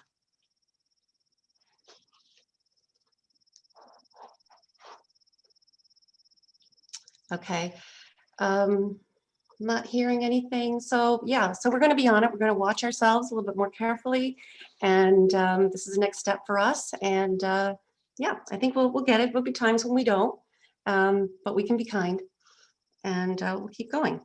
And let me see. There is a fourth kind of question that comes up. It didn't come up in our monitoring session, but I wanted to bring it up because we've hit on this before, and some other school districts that I've talked to have a way of handling it. And I wanted to throw this out there. But the fourth kind of question that comes up is when board members, and rightfully so, you've got a lot of questions, call up, talk to Mikkel, hey, what about this? And Mikkel has an answer, usually does, right there and then. And sometimes it does require a little bit of additional work to get an answer to that. And usually a little acorn of a question will turn into an oak tree, and there's Mikkel sitting there contemplating. So what some boards do in this instance, and I don't know how you feel about this, I'm throwing it out there, but what some boards do is any questions that are asked of Mikkel, he would answer them, and that question would actually, the question and the answer would go on the weekly update to all board members. So all information is shared among all board members. And so I want to put that out there for you to think about. And then also, Mikkel, if a question is a large question that is going to take some of your time, then we can think about where does it go? Does it go on, does it go to a board meeting so that all board members can think about it together like we did earlier this month, and then speak with one voice? So I wanted to throw that out there for your consideration. Any thoughts? If I just could mention real quick, just Jenny is reminding me, for the weekly update tomorrow, what you'll see is just kind of a schedule of upcoming meetings, some of the topics we've already agreed on, that in March we're going to talk about this, and F squared we're going to talk about this. So it'll be in your weekly update just to give you a preview of what's coming up. So. And the board members did get that already, and this is another way just to keep you reminded of what is happening so that you know that your questions are being attended to. So do you have any thoughts on having questions added to the weekly reports, or do you want to think about that? I think it's helpful to have that information. How it's received or how it's pulled together is, I would not want something to become unwieldy. So how it comes together is, I'm neutral to. Okay. So yeah, I'm kind of in the same way. I mean, sometimes I'll, pick up the phone and call Mikkel, and it'll be, a discussion. It'll be open and closed, and documenting that may become more of a burden than it's, But the question that you have may be a question that another board member has too. It could be, yeah. I just don't want to get, out of. To your point, Amy, I don't want to get out of hand and of documentation. So you're right, though. I'm on the fence.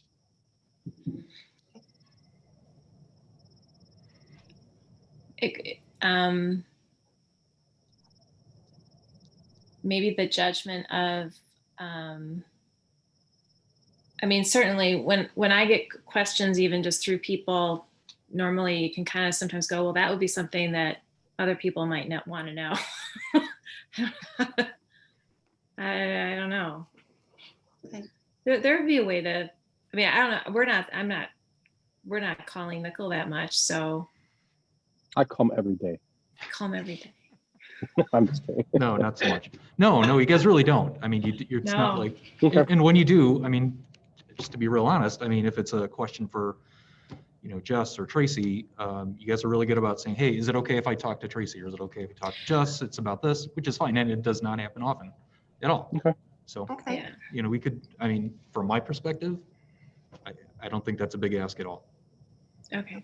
You know what, I think that perhaps maybe Mikkel, you would be the gatekeeper on, in terms of, you know, what needs to be shared with the board and what just needs to stay as a quick question and answer to a specific board member. That's just a thought. I don't know, but you know, or perhaps running that by that board member. Hey, would you want everybody to know this, or it's not that relevant? However, you know, whatever ground rules we come up with, but kind of leave your discretion at the top of the decision-making tree.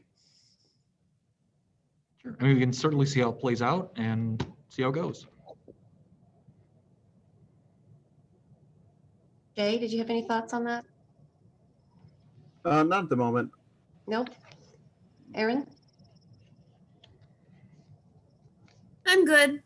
No? Okay. Well, no one seems to be that interested in this one, so we can leave it for a little bit and come back to it later. I'm not seeing a lot of enthusiasm, but I wanted to put it out there so that you all had an opportunity. So I think we've agreed on what we want to do with this, and we'll move along. Okay, the next item on our list, consider additional strategies to promote two-way community engagement, especially for community members without connections to the district. I'm reading what's already here. You can read. So do you, I know this comes up, I think this comes up all the time. So do we want to put this item, do we want to think about this as part of our goals for next year and maybe do some more thinking around this? Or do people have some, how do you want to handle this, guys?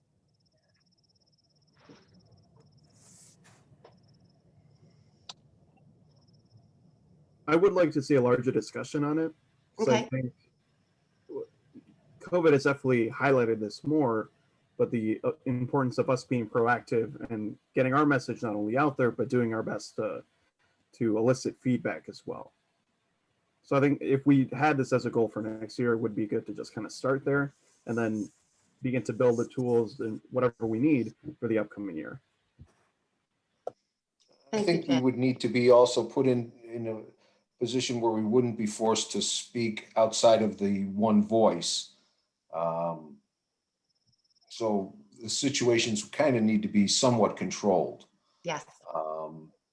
Where we're presenting the work of the board without, you know, taking on an angry citizen.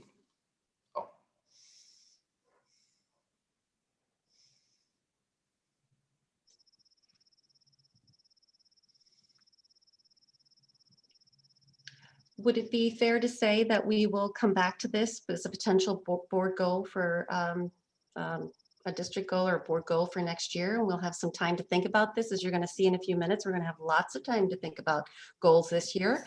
And then we can put, like you said, some parameters around it and decide what it is. So at least we can say, this is what we're doing and this is what we can afford to do. And it's always been our district's position that we don't have a whole lot of money, so we've kind of put everything towards the kids. But what can we do and what can we say that we are doing? So we can think about this some more. Alrighty, thank you guys for the input. I'm going to move along.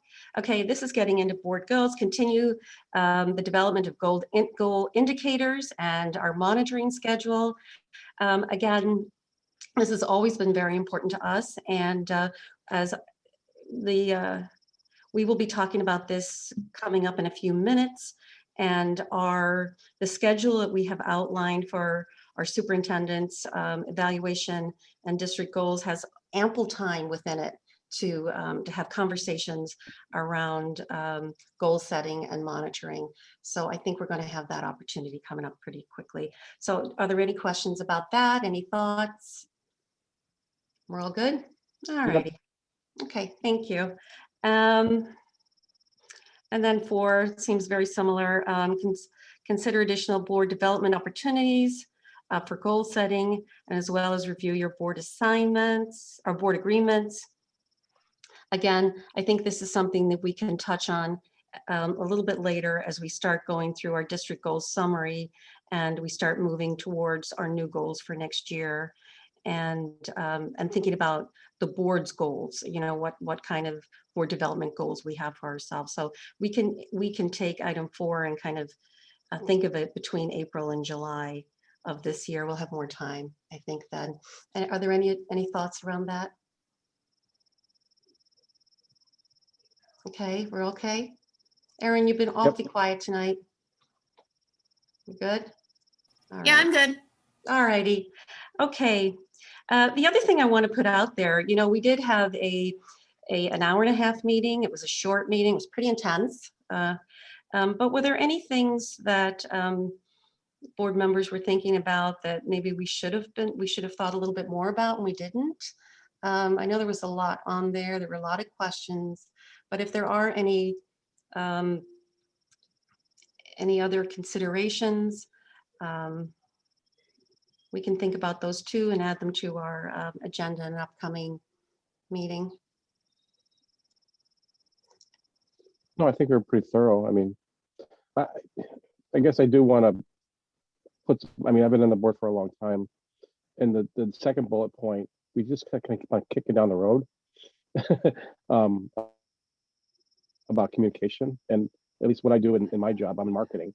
And with every, you know, product launch, I just kind of list all the different channels that we have. And kind of like quarterly kind of go through how we're doing, you know. So I think I want to get some more structure around bullet point 2, and I'm happy to take the lead on that, or, you know, help, you know, with the administration. So Yeah, that would be fantastic, Douglas. And I know if there are any other board members too that maybe you can team up with when we get closer to that, to really think about this a whole lot more. But even, it doesn't have to be big. It just has to be, this is what we decided to do this year because we're tired of kicking it down the road, and do something. Yeah, and that wasn't you know, it wasn't anything towards anybody. It's just that, you know, different marketing channels go in and out, and we're just doing our best. But I think we should have some type of evaluation process where we're looking at all the different channels, saying, how we doing? If we're doing good, okay, move on. You know. So, anyways. All righty. Well, I have some notes on this one. Anyone else want to dovetail back and look at something? And no, if you think of something later, you know where to get me, and I hear from you guys from time to time, but anytime we can talk about this, and we'll get it on the agenda, and we'll think about it a lot in the future, the coming months. Okay, let me see. Goodness, we're done with that. That was quick. Okay, and school facilities and environment. Abe. Yes, thank you, Kathleen. So as it relates to school facilities and environment, it's very broad, but essentially, you know, it is our goal to follow best practices as it relates to LEED parameters for existing buildings. There's actually a new version 4.1 that we are going to strive to adhere to, and being cognizant of things such as rainwater management, purchasing procedures, waste performance. Indoor air quality has been big this year. We're going to continue to focus in on that. Green cleaning procedures, as well as pest management, is just a sample of some of the things under LEED version 4.1 for existing facilities. Previously, we discussed LEDs, light emitting diodes, the simplest form of semiconductors, by the way, which are in short supply right now. And we've made great progress so far. So at North, all of the hallways have been converted. Currently, we're looking to retrofit the other classrooms. The fixtures are newer, so it's a simple matter of replacing the bulbs only, unlike Central, where we've converted about a third of the facility so far. It requires a complete replacement of the entire fixture. And so we're just on an ongoing process of procuring these light fixtures and LED bulbs, and continuing that retrofit in-house, one bulb at a time. And at some point, In about a year, year and a half, we'll have constant LEDs throughout our system at both schools. So very excited about that. Are there any additional questions related to school facilities and environment?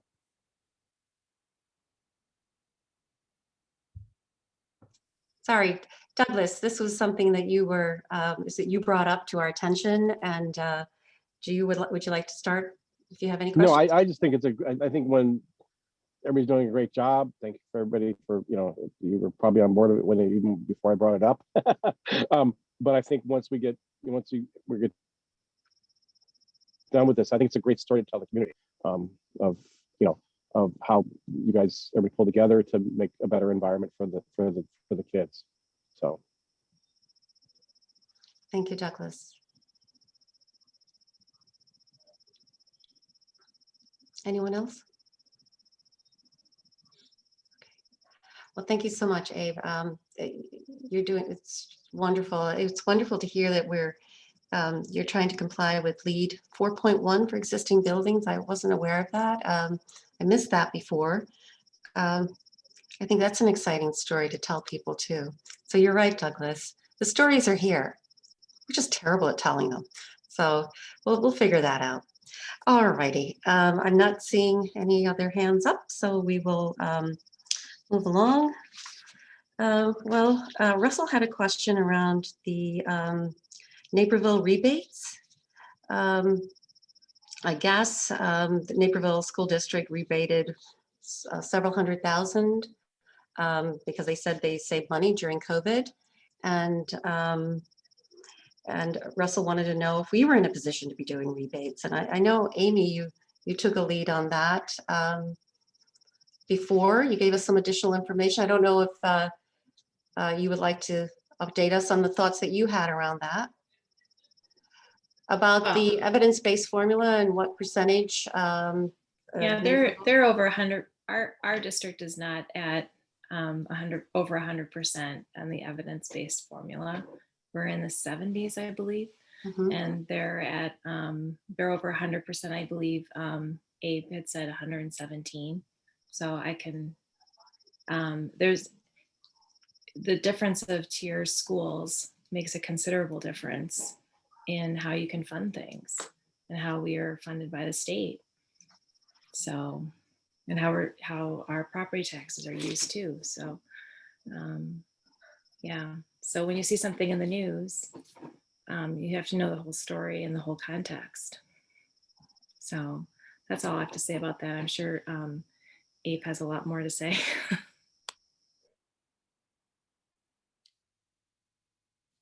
If I may, thank you, Amy. It does highlight some of the inequities when you hear about a district like 203 abating, $10 million. It's out there, and one seeks to understand more, like where are those resources coming from?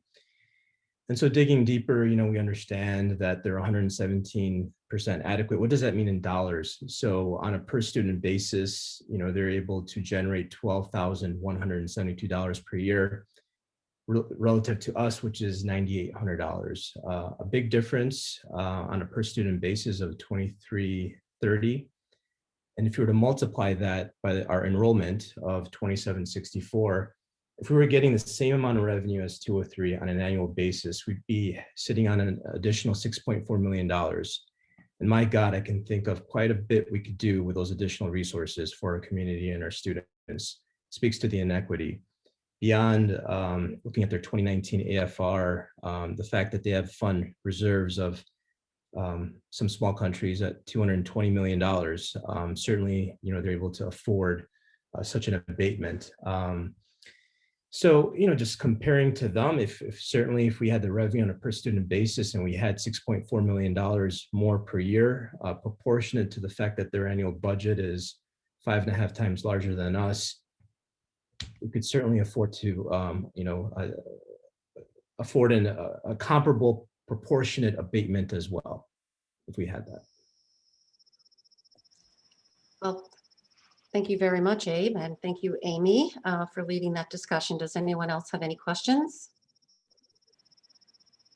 Okay, my hair's standing on edge. I want to go march somewhere or picket right now. It's just something I'm good at. It's the stuff that gets under your skin really fast. I mean, I wasn't prepared to just go launching right into it, but if I really get going, people know in the community I can really get going on this. So I disagree with Dan's reaction of just mouth to the floor, really, at these numbers. I mean, yeah, we've had to fight for just getting, we've had to fight just to get a little bit more, and it took years. So there's a lot we could talk about. And then if we go up a little further north into, you know, Zion, places like that, I mean, you know, the gap, as you know, is far worse. Absolutely. It's absolutely. It is how the state of Illinois funds its schools there's a topic right there. Well, certainly something we can think more about. I certainly would like to. We did an equalized assessment across the entire county. Several schools in North Chicago and our schools would all have more money to play with. So maybe we'll think about that sometime, but maybe not tonight. But if anyone else has anything they'd like to contribute, but no, okay, we will move on. Thank you so much. That was a little jarring, Abe, but that's okay. We'll Thank keep you. going. Yeah, thank you. Okay, let me see. Okay, district goals and superintendent evaluation timeline. Okay, so our superintendent has been super busy, and we have we have a timeline for the year. You can read it. This is something that Mickle feels comfortable with. We're going to have our board meeting, April 22nd meeting. We're going to talk about the district goals summary for the year. Mickle's going to pull it all together for us, and so that we can think about this together. And then on April 29th, we're going to have the superintendent, Mickle, will send us his self-evaluation and a blank evaluation template to each board member. And you'll get to think about his work, what he has to say, and then get to think about what you want to say to him. And on May 13th, at our board meeting, we'll have a closed session meeting to discuss the superintendent's self-evaluation. And then on May 27th, I would like to have your evaluations back, and June 10th, I'll push all that information out to you again, so you know what everyone's thinking. Mickle will get it as well. And then on our June 24th board meeting, we'll have our final evaluation with our superintendent in closed session. So that's the timeline. It's there's room in here, and there's room for us to be thinking about goal setting after the April 22nd meeting. And there's also both district goals and board goals. And so we can start that process. What I like about this is that because it's happening, you know, one meeting after the next, us board members will actually remember what's going on for a change, because usually when it's 6 months apart, it's challenging. So we'll be able to kind of have some continuity from month to month with our thoughts. And I'm sure the administration will be weighing in on our goals for next year too. So what do you guys think of this plan? We can change anything you want.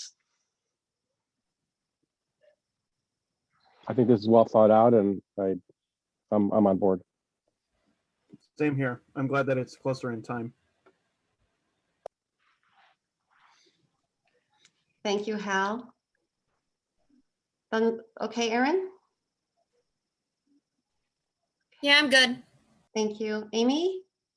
It looks, I think it's a well thought out plan. It looks very reasonable. Yes, good job, Mickle. All righty, so we are done with our district goals, and we are going to, Mickle, do you have anything you want to say? I'm sorry, everyone but you got to speak. No, that's fine. I mean, I wrote it, so I'm okay with it. But no, just the way the timing worked, it actually gives space, you know, 2 weeks and then another 2 weeks and another 2 weeks, as opposed to just ramming it through, you yeah, no, I feel good about it too. So Yeah. And I think it meets our board goal to be very thoughtful around this space and gives us plenty of time to do the things that we've been talking about. So I'm happy to. All righty, we'll move along. Item 14, topics for future committee, our board meetings and next meeting reminders. Well, the meeting reminders are there. Do you got anyone have anything they'd like to talk about in the future? This is directed at Amy, but just everybody in general. Amy, if you would consider with the seniors graduating, I've heard in the past year with COVID that kids have had a hard time getting volunteer opportunities. And I know for the different levels for graduation, you're just having a hard time getting volunteer opportunities. I wondered if in the next several months, if you could put it on the agenda, the program, the P Cubed, to see how the administration is accommodating for these students. Sure. Yeah, we can, I'll talk to, yeah, we can talk about, look into that, I think. I believe, and I could be wrong, that some of the numbers had been lowered, but I think that may have been discussed and something's flying by my brain about that, but. If it's already been discussed, and if think someone can just so. shoot me or give me a call, then we don't have to even put it on the agenda then. Yeah, missed that. but I don't want to speak out of turn here. So, Should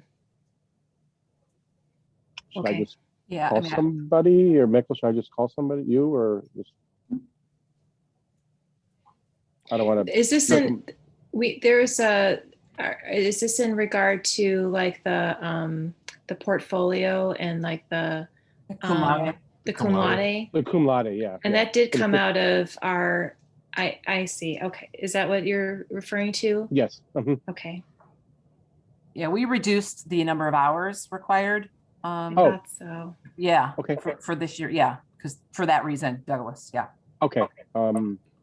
And for future, future students that are now freshmen or whatever, and if it needs to be revisited later, we can certainly. So was it just so we can, was it just for this year or for juniors as well, or? I think for right now, we lowered it for this class because they're the ones that, need to have accumulated a certain number by the end of the year. So they reduced it hours, for this graduating class. And if we need to look at it in future, we certainly can do that. Because of all of those kids have lost basically a year. So it's affected everybody. So, okay, then you don't need to put them in agenda. Thanks. Okay. Yeah. Appreciate it. Yeah. Tracy wants to figure out prorating. I don't know. We'll look into prorating. Yeah. Some of the kids are getting a little bit, my daughter's getting a little bit stressed about it. So. Okay. Please tell her not to stress. It will be okay. Okay. It'll all be okay. It'll all be okay. It'll all be okay. Thank you. Look at what we just had for an example today with the activities presentation. Look at everything what these kids are doing, all the creativity. Man, they can make things happen. And look at those presentations. Man. Yeah. Good stuff. It'll be okay. Anyway, okay. I guess the question was answered. I'm sorry, are there any other questions?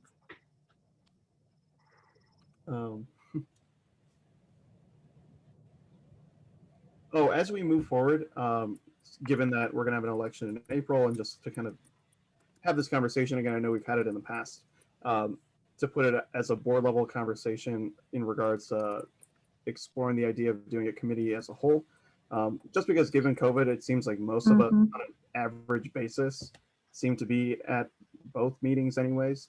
But just have a board level conversation of, pros, cons, how people feel about it. Do we want to change? Do we not want to change? Just have that conversation.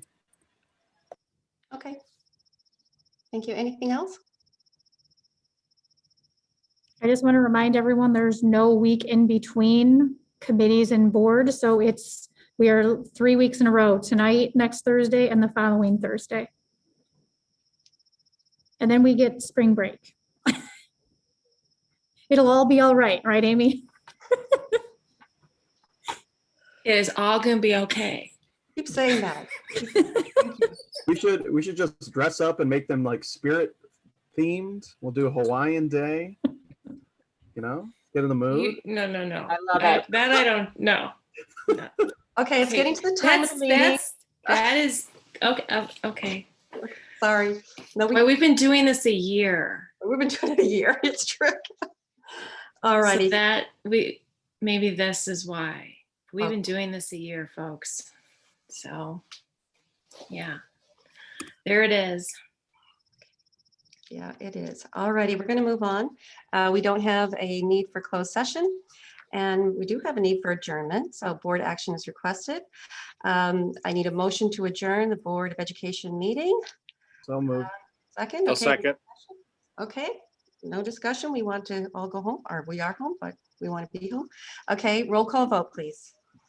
Mrs. Conlon Wasik? Yep. Mrs. Knutson Strack? Yes. Mr. Nurgi? Yes. Mr. Reynoso? Yep. Mr. Sloan? Yes. And Ms. Westfall? Yes. Motion carries. Thank you, everyone. Good evening. Have a great Good day. night, everybody. Bye, everyone. Bye.